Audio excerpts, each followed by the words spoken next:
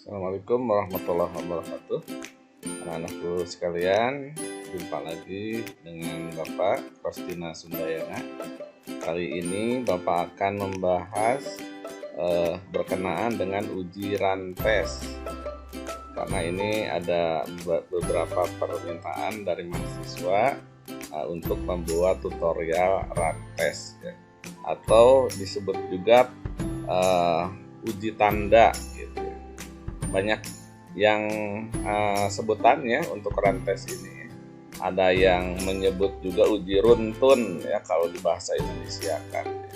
Runtun itu tersusun, ya. Nah, jadi kegunaan dari uji ranpes itu untuk melihat apakah sekelompok data itu menyebar secara acak tidak, gitu ya, secara random tidak.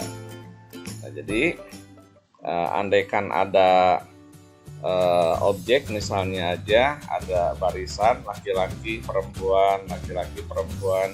Kalau laki-laki perempuan semacam itu berarti tidak acak, ya, itu teratur, ya. Tapi kalau laki-laki perempuan laki-laki perempuan misalnya, ya, ditemukan seperti itu, nah mungkin itu acak, ya.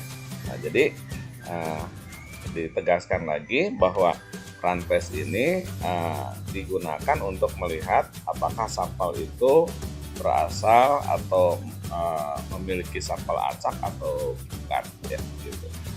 Nah, kriterianya mesti ada dua jenis, ya, dua jenis yang akan kita lihat. Jadi perubahannya itu dua nilai saja, ya. Seperti laki-laki perempuan, tidak ada alternatif yang lain, ya, panci misalnya, ya, ya atau tidak, ya, tidak ada ragu-ragu antara ya dan tidak, gitu, ya, bagus atau cacat, di atas rata-rata atau di bawah rata-rata, ya. Jadi ini bisa terjadi, ya. Jadi kalau di atas rata-rata atau di bawah rata-rata itu kalau kita memiliki sebaran data, ya, gitu, yang tidak menunjukkan seperti ini laki-laki perempuan, di atas median atau di bawah median, ya, dan lain-lain. Jadi ini kita coba nanti cek, ya, apakah berasal dari sampel acak atau tidak kumpulan tersebut, ya. Nah, perjanjiannya, aturannya, N1 itu adalah untuk data yang lebih sedikit, ya. N2 untuk data yang lebih banyak. Jadi kalau N1 dan N2 itu digabungkan, itu menjadi data atau sampel secara keseluruhan. Misalnya begini, kalau di kelas itu ada laki-laki dan perempuan, laki-lakinya 5, perempuannya misalnya saja 15, oh berarti N1-nya itu yang sedikit, yaitu yang laki-laki, ya. Nah, perempuan yang 15 yang lebih banyak itu adalah sebagai N2, ya, gitu. Nah, itu untuk menentukan N1 dan N2. Hipotesisnya sama saja, ya, seperti uji-uji yang lain. Jadi yang pertama merumuskan hipotesis, H0-nya itu berasal dari sampel acak, ya, lawannya berarti bukan sampel acak, ya. Hipotesis 0 dan alternatif kan selalu berlawanan. Boleh H1, boleh HA, ya, silakan saja. Menghitung banyaknya runtun, ya, dinamakan dengan R. Nanti banyaknya runtun itu identik dengan banyaknya perubahan, ya. Kalau dari positif negatif itu berapa kali berubah, ya. Kalau laki-laki perempuan, di bawah, di atas rata-rata berapa kali perubahannya, ya. Jadi ada terjadi di sini penekanannya R itu adalah banyaknya terjadi perubahan tanda. Nah, jika N1 dan N2-nya kurang dari 20, kita harus menggunakan pembandingnya nilai ranpes ini dengan R tabel, ya. Jadi R tabelnya seperti ini. R tabelnya seperti ini. Jadi ini adalah ada nilai tabel kritis ranpes. Kalau yang punya buku statistika tulisan Bapak, karangan Bapak ya, yang alfa beta itu ada. Halamannya, halaman berapa ya? Bapak lihat, nah ini lampiran dari bukunya, halaman 267 ya, atau mungkin berubah ya, bertambah gitu. Nah, jadi ini ada nilai kritis untuk batas bawah, ada nilai kritis untuk batas atas. Nah, nanti cara membacanya ya, nah, nanti kita lihat. Kembali dulu ke semula tadi ya. Jadi untuk N1 dan N2 nya yang kurang dari 20, nilai perubahan atau nilai runtun R itu langsung dibandingkan dengan R tabel. Namun jika ternyata N1 atau N2 ya, atau di sini menunjukkan bisa satu bisa dua-duanya. Yang terpenting dari N1 dan N2 itu ada yang lebih dari 20. Misalnya ya, jumlah laki-lakinya 15, perempuannya 21. Nah, jadi yang 21 itu lebih ya dari 20. Nah, sehingga harus menggunakan uji Z ini ya, rumusnya di transformasi ke uji Z. Kalau 15 dua-duanya kurang dari 20 ya. Tapi kalau salah satu saja yang lebih dari 20, kita harus menggunakan transformasi Z. Jadi nanti si R atau banyaknya perubahan tersebut ini dimasukkan ke sini ya, ke rumus R, dikurangi 2 kali N1 N2. N1 N2 nya tadi sudah diketahui, N1 itu banyaknya anggota dari sampel yang lebih sedikit ya, kalau N2 nya yang lebih besar. Nah, ini rumusnya cukup panjang ya, tapi hanya melibatkan N saja di sini ya. Jadi rumus Bapak kira bisa dilihat ya, kalau tes statistika itu harus open book gitu, karena harus melihat tabel ya gitu. Atau rumusnya sudah disediakan, tabelnya pun harus ada kalau tidak open book gitu. Mudah-mudahan saja tes open book ya, karena statistika itu bukan ilmu hafalan ya, statistika itu ilmu terapan. Nah, jika nilai Z-nya sudah diketahui, Z hitung maksud Bapak ya, nanti dimasukkan ke kriteria ini ya. Kriterianya umum, jika Z hitung berada di antara negatif Z tabel sampai dengan Z tabel, maka H0-nya diterima ya gitu. Atau kalau datanya kurang dari 20, ini standarnya ya, nilai R itu harus berada di antara R tabel pertama dan R tabel kedua. Maksudnya ini batas bawah dan batas 2 ya. Jadi R1 itu nilai kritis bawahnya, kalau R2 itu nilai kritis atasnya. Jadi sama aja ya, kriterianya seperti uji Z ya. Kalau Z itu dari negatif Z tabel ke positif Z tabelnya. Kalau untuk data yang kurang dari 20 itu menggunakan kriterianya dari batas bawah ya, R batas bawah sampai dengan R batas atas. Jadi jika di antara ini berarti H0-nya diterima. Apa arti H0 diterima? Berarti sampel tersebut betul-betul tersusun secara acak ya. Singkatnya seperti itu.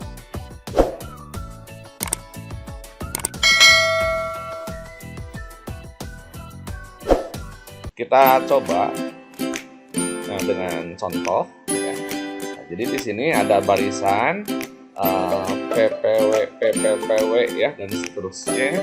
P itu menunjukkan pria, W itu adalah wanita. Jadi di sini jumlah siswanya ada 28 kalau gitu ya. Nah, di sini sudah Bapak tuliskan apakah ini tersusun secara acak atau tidak ya. Gunakan alfanya 5%. Tadi rumusan hipotesisnya H0 berasal dari sampel acak ya. H1-nya atau alternatifnya merupakan sampel yang bukan acak. langkah kedua yaitu menentukan banyaknya unsur R atau perubahan. Nah, kita lihat di barisan pertama, perempuan ini kan tidak berubah ya. Nah, tapi kesininya berubah, perempuan, pria ya. Jadi pria itu tidak berubah tandanya. Tapi begitu pria ke wanita ini ada berubah. Nah, sehingga perempuan ini diberikan nilai 1 untuk R. Nah, begitu ke wanita ini 2 berubah. Ya, wanita diangkat 1 karena tidak ada perubahan. Dan seterusnya, ini pria meskipun seorang berubah ya karena awalnya wanita. Nah, kemudian wanita lagi berarti tetap gitu satu ya. Jadi terus begitu sehingga sampai terakhir di sini ada 13 tanda ya, 13 perubahan. Nah, sehingga kita tetapkan bahwa nilai R-nya itu adalah 13. Paham ya? Nah, setelah itu kita perhatikan bahwa dari 28 itu ada sebanyak 11 pria dan 17 wanita.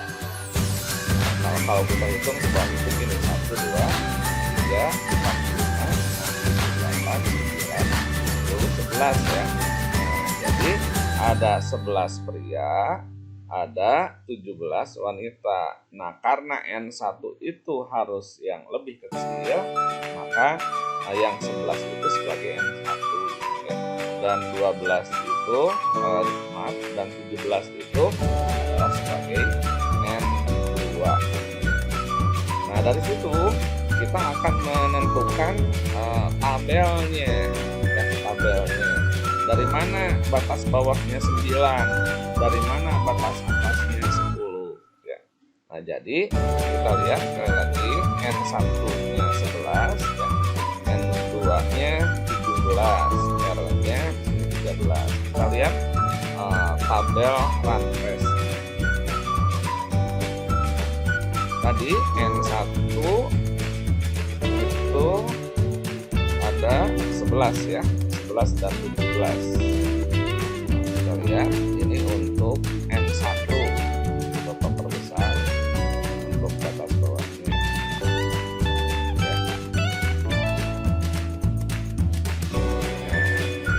ya. Kita lihat. Jadi N1 itu 11. Ini 11. Tarik ke sini, luruskan dengan N2. N2-nya 17. Nah, jadi baris ke-11 kolom ke-17 itu nilainya 9. Nah, berarti ini merupakan nilai kritis bawahnya. Begitu ya. Sekali lagi, untuk N1 nya 11, kemudian N2-nya luruskan dengan kolom 17. Berarti nilainya 9. Ini sebagai apa? Nilai kritis bawah. Sekarang bagaimana nilai kritis atasnya?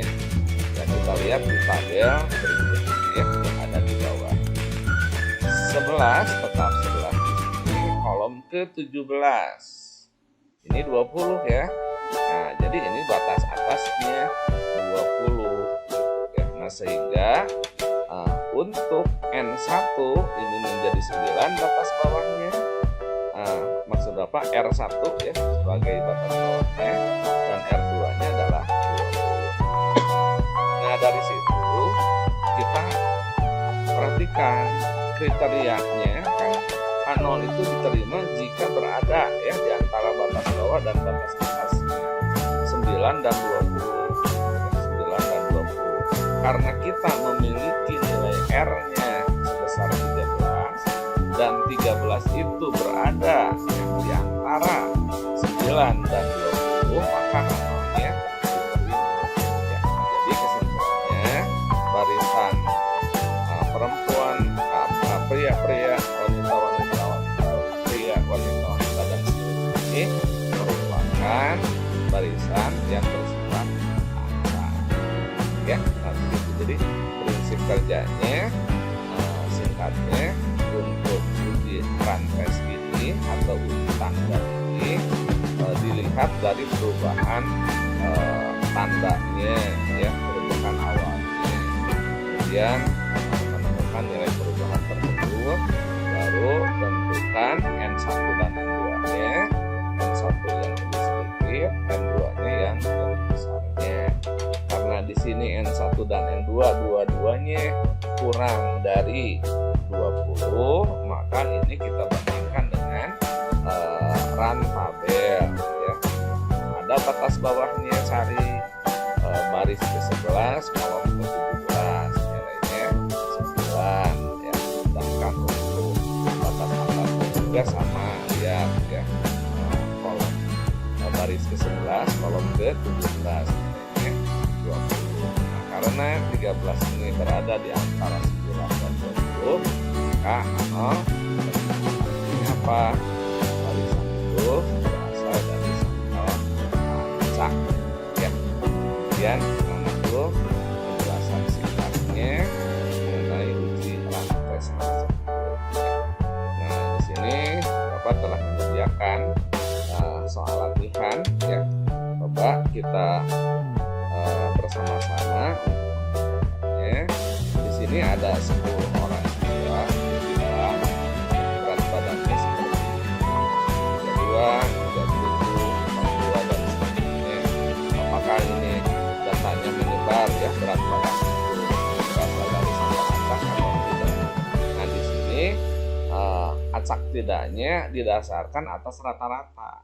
Kan tadi Bapak menerangkan bahwa ranpes itu bisa di bawah rata-rata atau di atas rata-rata ya.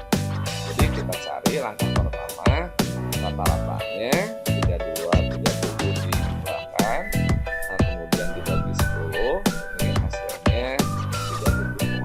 Jadi coba ya, ini memiliki rata-rata 37,2. Nah, apakah nilai di atas merupakan barisan yang acak atau tidak? Kita perhatikan 32, 37 ini ada di bawah 37,2 kan ya. Nah, berarti untuk yang 32, 37 ini merupakan satu blok ya. Misalnya Bapak kasih tanda merah. Kemudian 42, 39, 44, nah ini kan di atasnya, di atas 37,2, sedangkan jangan itu di bawahnya. Oh, berarti ini di blok lagi. Nah, ini satu blok ya, misalnya warnanya beda lah. 36 di bawah 37, tapi 39 di bawah 37, berarti ini materi ya. Kemudian 39 naik lagi, 38 naik lagi, tapi 30 di bawah rata-rata. Jadi ini kita coba blok lagi. Untuk yang tandanya ini sebenarnya nggak apa-apa ya. Nah, supaya ini aja tertib. Kita coba ini warnanya kita samakan ya. Ini tadi atas sedikit.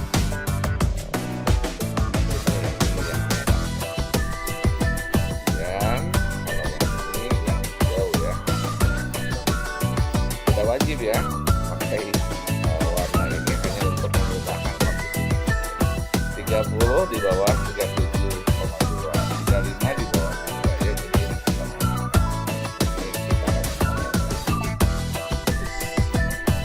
nah, jadi di sini kelihatan tandanya perubahan merah, hijau, merah, hijau, merah. Tidak ada merah, kuning, hijau di langit yang biru di sini ya, karena warnanya 2 ya. Nah, kita lihat di sini perubahannya ya. Nah, di sini ya. Seperti ini ada 5 ya. Ini ada 5. Kita coba betul nggak ada 5 ya. 1, 2, 3. Nah, seperti itu ya pemberian tandanya. Makanya ini dinamakan uji tanda.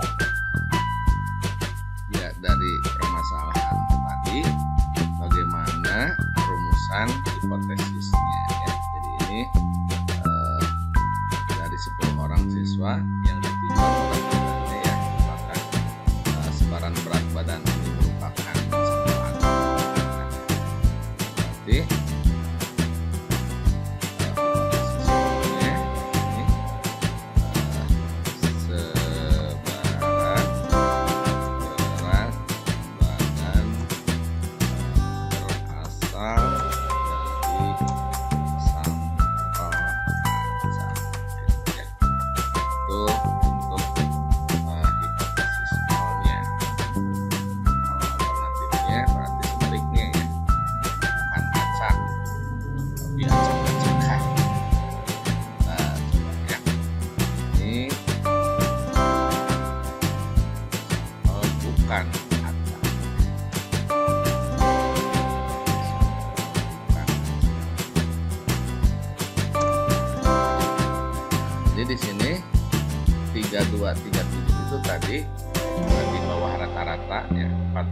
3,944 di atas rata-rata karena rata-ratanya tadi 37,2 dan seterusnya, sehingga nilai R-nya ada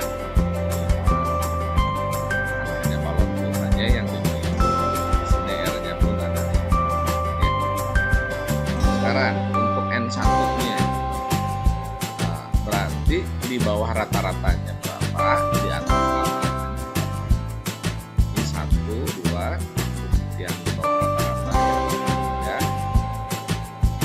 4, 5. Berarti di sini ada 5 karena semuanya di sini ada 10 data, berarti sama ya, yang di atasnya pun ada 5, 1, 2, 3, 4, 5. Nah kalau begitu mana yang lebih besar lebih kecilnya sama saja.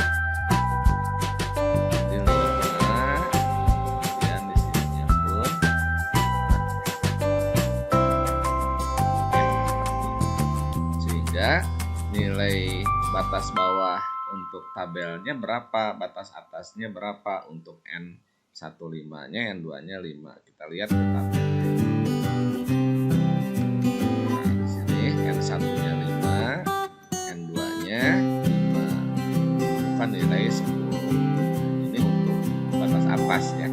Kalau batas bawahnya berapa?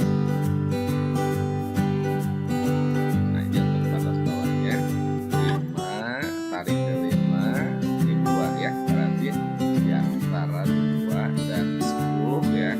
Coba kita lihat lagi yang tadi, ini 5, 5 ya, 10, di antara 2 dan 10. Jadi R2 nya atau R1 nya ini sebagai batas bawah 2, ini batas atasnya.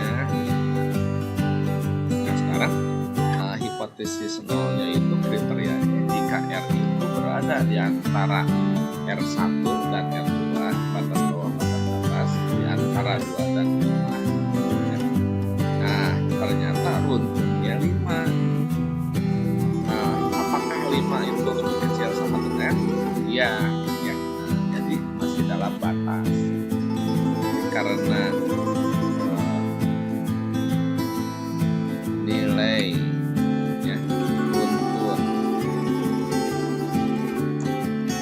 R sama dengan 5 kan ya, berada pada daerah penerimaan nol, maka nol diterima.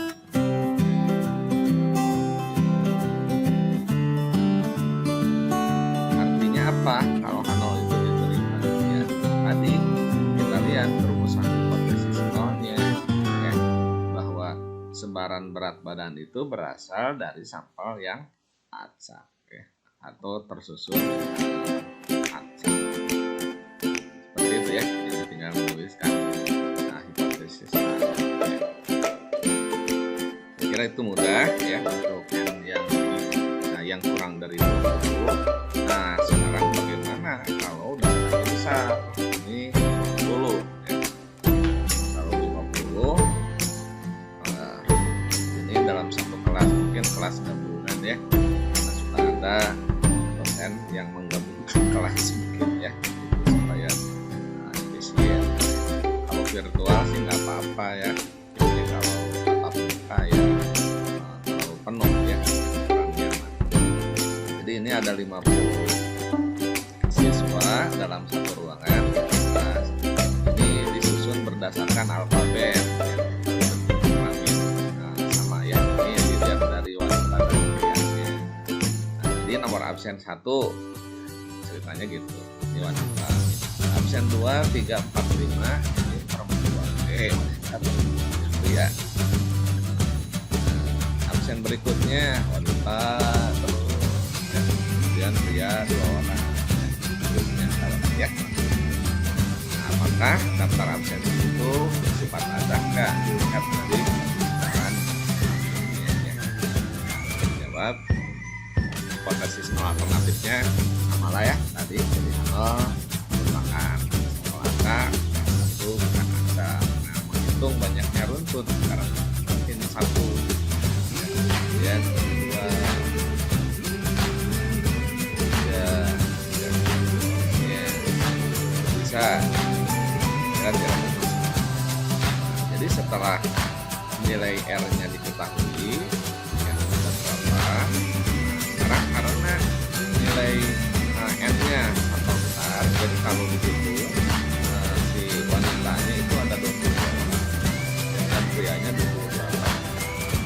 Nah, ini tidak bisa menggunakan tabel R, karena tidak tersedia, batasnya sampai 20 gitu ya. Jadi kasus ini kita harus menggunakan transformasi Z ya, transformasi Z yang ini. Nah, ini sudah ketahuan ya, R-nya itu 13 ya. Jadi ini Bapak sudah menghitung R-nya 13. Jadi Z itu sama dengan 13 dikurangi 2 kali N1 N2. N2-nya 28 per N1 N2 yang rumus saja ya. Tambah 1 per sekian. Ini silahkan Anda tinggal hitung baris per baris. Bapak sudah buat isinya, kalau benar Anda menghitungnya ini negatif 3,5. Nah, setelah menemukan nilai Z itu, ini kriterianya kita menggunakan Z tabel ya, bukan lagi R gitu, karena kita menggunakan Z. Kalau Z hitung yang ini berada di antara negatif Z tabel dan positif Z tabelnya berarti ya. Nah, untuk alfa 5%, maka nilai Z itu Anda harus hafal di sebenarnya ya. Ini nilainya 1,96. Dari mana? Nah, minta penjelasan aja ya, penjelasan statistikanya.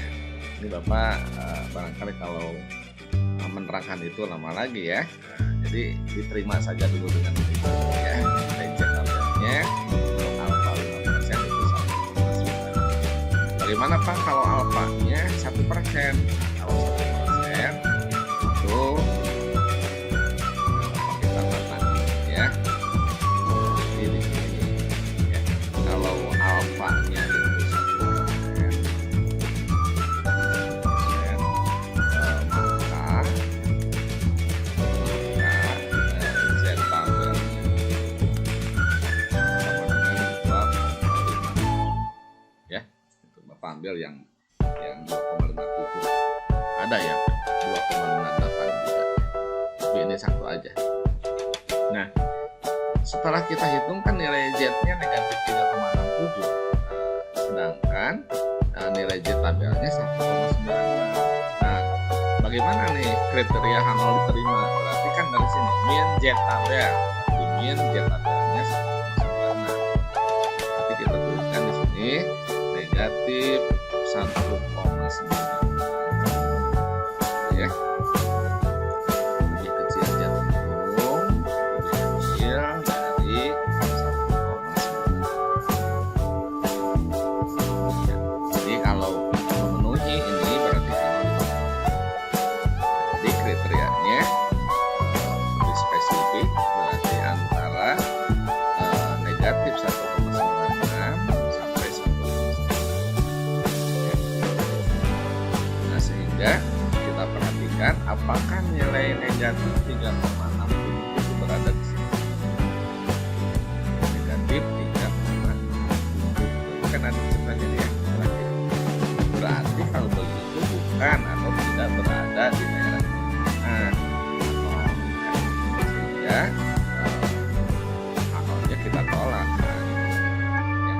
Di sini tujuannya sudah ada, karena nilai Z hitung sama dengan negatif 3,67 berada di luar ya, daerah penerimaan Hanol, maka Hanol ditolak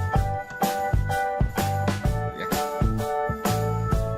Akhirnya ditolak atau HA diterima oleh ya.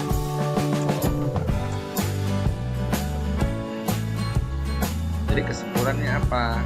Ya, kesimpulannya yang diterima yang mana? Yang diterima kan A ya. Nah, sehingga kita tinggal menuliskan rumusan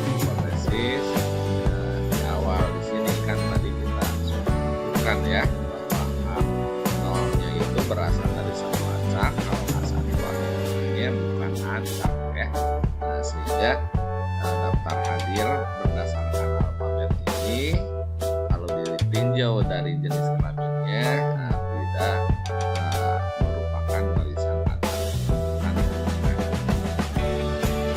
Begitu anak-anakku sekalian. Ibu ini sudah ada ya latihannya. Kan di sini ada 30 siswa di sini. Kemudian tentukan hasil tes ini apa ya, di sini kan efektif tidak ya, tapi maksudnya katanya 60 ke atas itu efektif. Nah, jadi maksudnya begini, kalau nanti ini dibariskan ya, jangan 3 kolom seperti ini supaya kelihatan perubahannya. 65 itu kan di atas 60 ya, 80 itu di atas juga, berarti satu kedua itu satu tanda. 50 ini turun, berarti 2. 60 di 60 ke atas, berarti 60-nya termasuk, berarti ini berubah lagi 60, 75 ini sama lagi ya, 60 ke atas, turun lagi 40 ya, nah, karena datanya di sini ada 30, nanti kita lihat apakah ada N1 atau N2 yang lebih dari 20 tidak. Kalau ternyata ada yang lebih dari 20, berarti gunakan transformasi gen. Tapi kalau ternyata 30 itu di bawah 20, dua-duanya ya kita gunakan aja tabel ya, tabel Landes. Soalan 2. Rata-rata tingkat penguasaan siswa ya, kategori tinggi seorang kan pembicaraan tersebut, apakah ini merupakan kesalahan? Nah, ini